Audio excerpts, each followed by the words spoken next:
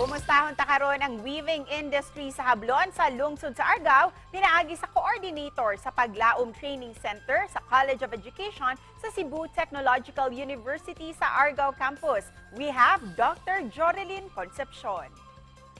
Maayong buntag, Ma'am Joreline Concepcion, ug welcome din sa GMA Regional TV Live. Maayong buntag pod sa tanan. Ma'am, hisgutan ta kining ato ang weaving industry din sa Sugbo, ilabi na ang hablon. Unsa nakakadugayon, ma'am, sa pagbuhat og hablon ug kinsa usab ang nagtudlo kanimo? Ang pagpanghablon dugay nagyugay na sa Argao. Pre-Hispanic pa na siya. Ang industry is pre-Hispanic period. Pero ang ato sa hinablon sa Cebu, nagsugod ni siya nga project, community extension project namo sa university pag 2013. Unsa ang klase nga makina ang gigamit ninyo, ma'am, sa weaving process ninyo karon? Duha ka klase atong makina, no? Ato ni siyang gitawag nga hablunan. Ang traditional good nga hablunan makit-an ra nato sa ilalom sa mga balay sa taga-Argao kay cottage industry man ni ang pagpanghablon, ila ra maning trabahoon kung wala na sila laing gitrabaho sa panimalay, humana ang pagluto, humana ang pag-andam sa pagkaon. So naani siya mga ilawom sa balay. Pero ang ato sa CTU is shared service facility ni siya nga proyekto sa Department of Trade and Industry. So ang weaving center naagyud siya sa sulod sa kana siyang sulod sa eskwelahan. Ma'am, pwede ba minimo tudluan unsay proseso sa paggamit sa inyohang makina? Unsa jud ang proseso sa paggama og hablon?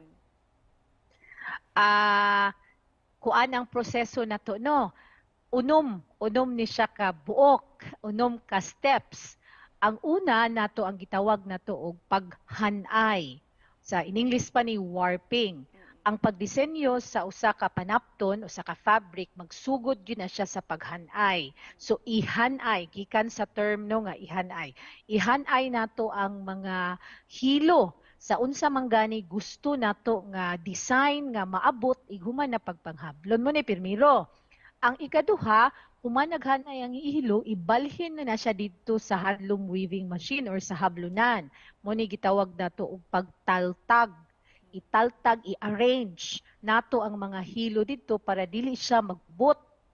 Inighuman naa na siya murag circular nga mechanism ang handloom machine ilikis nato diha ang hilo kanang para na siya ready nga isulod sa sunod nga step pagpanulod sa kughon.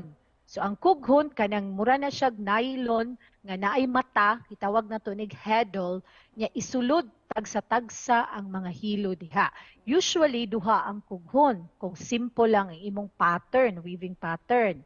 Inig kahuman og sulod sa kughon, isulod na sad nimo ang hilo sa gitawag natog suluran, no? Suluran, metal reeds ni siya nga naay tagsa-tagsa ka mga lungag, itagsa-tagsa sa nato og sulod diha ang tanan nga hilo. So naa kay 1,400 ka hilo para sa 60-inch nga fabric, tagsa-tagsa na siyang isulod. Kung masulod na tanang hilo sa suluran, ato na siyang iandam para sa final nga step. So kuhaon na ang mga nagubot nga mga hilo, ihikot nimo na siya didto para ready na ka sa final nga step nga atong gitawag og pagpanghablon. So katong atong nakitaan sa mga gidemonstrate, ang last na siya nga step, pagpanghablon na siya. Para ka nimo, ma'am, nganong importante gihapon nga mapas-on nato kining pagkat-on sa paggama og hablon? Sa syudad gud sa Sugbo, wala ta mailano nga naatay hinablon.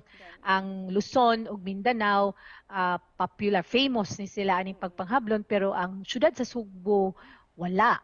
So og atong subayon ang atong history no sa pagpanghablon, usa gyud ni siya ka cultural heritage. O nakita naman dyan nato unsa ka anindot ning hablon o gani ubay-ubay ang mga designers nga migamit sa hablon nga mga materyales gikan kaninyo, ma'am, no?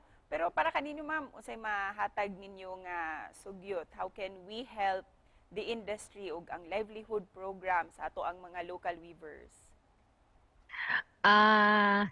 Kamo nga mga nasa media ma'am, ang GMA, dako kay mo matabang namo kay ang hinablon sa Cebu manggod proyekto ra na sa usa ka university, dili man gyud siya kanabang business enterprise. So ang inyong pag-interview namo, ang pagpakita namo no sa social media, ah, usa sa pinaka kusog nga pamaagi no pag disseminate bitaw sa awareness nga buhi buhi pa ni siya. Ug sa mga interesado, ma'am, nga mo palit sa inyuhang mga hablon nga tela, asa sila pwedeng mo contact, ma'am? Naatay Messi Seal, naatay FB page Hinablon sa Cebu, kani nga logo nga makita ninyo sa akong likod. Pwede ra nato siya didto ta mo inquire. Ug isip pa na pos, ma'am, unsay mensahe nimo para sa ato ang mga kapuso viewers nga nagtan-aw karong buntaga?